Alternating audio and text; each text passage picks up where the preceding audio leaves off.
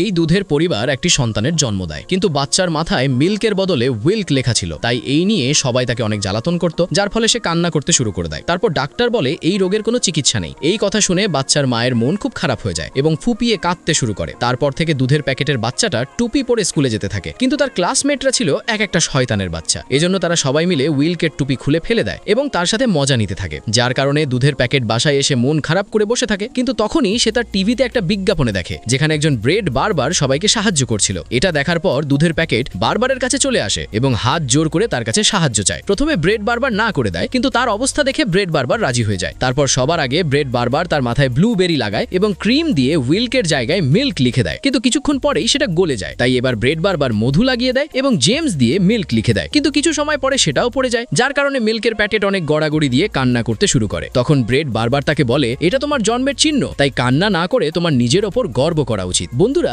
ভিডিওটি দেখার পর তোমার নাম আর তুমি কোথা হতে ভিডিওটা দেখছো তা কমেন্ট করে বলে দাও।